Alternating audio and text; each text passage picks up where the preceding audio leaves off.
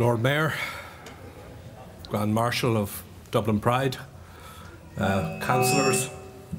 The Lord Mayor asked me to acknowledge the presence of Councillor Egawley, whom she omitted when she was listing the councillors who are here present. Happy to do that.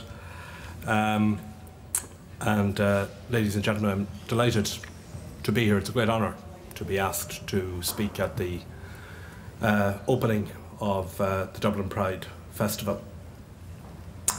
As it is a Pride Festival, let me express a little bit of pride myself, my own pride and the pride of the Labour Party in the election of Eamon Gilmore as Lord Mayor of our city a couple of evenings ago. It's the first opportunity that I have of doing that publicly, of sharing a platform with her and of sharing a public event with her. I'm a little troubled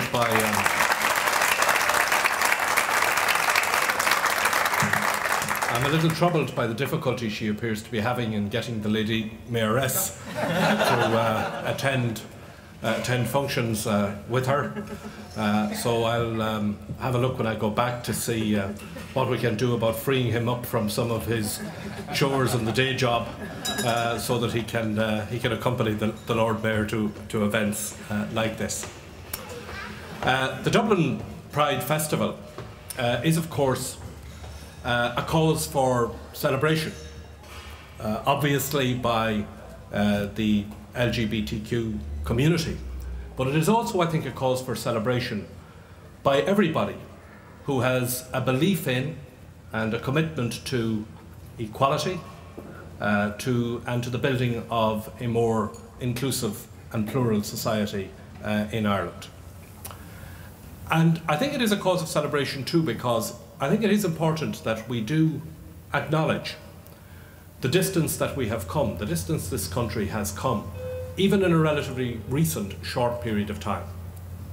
It's only 20 years ago since the term sexual orientation first appeared in an Irish statute. It is only 16 years ago since homosexuality was decriminalised. We have come a long way. But I think we have to acknowledge that we have quite a distance to travel yet before we can truly call ourselves a fully equal society. First of all, I think that we have problems of attitude, which have to be addressed. Alva referred to some of them. Looking at some of the research which has been conducted, the results are quite disturbing. 80% of respondents in a recent survey saying that they were subjected to verbal abuse because of their sexual orientation. 40% reporting threats of physical assault because of their sexual orientation. 10% actually reporting assault with a weapon.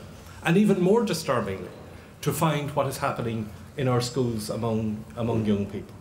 50% reporting experiences of homophobic bullying, and a quarter of school children reporting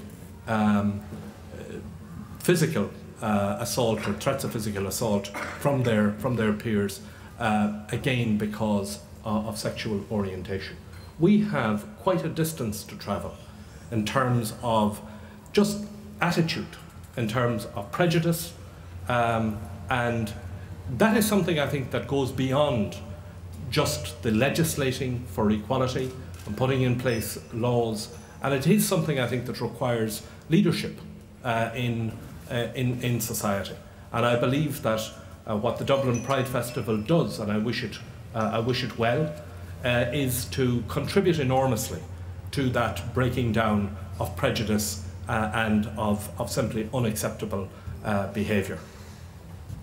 We have quite a distance, of course, to travel as well on the legislative front and on the whole area of rights. The Labour Party believes in civil marriage for all, and we want to make progress towards that objective. I'm disappointed that some of the commitments which were given by government, limited and all as they were, have not been fulfilled as of yet.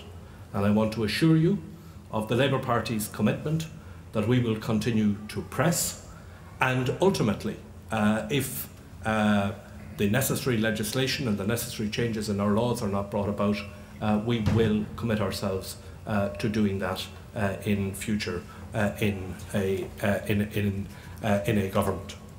I also think that we have to.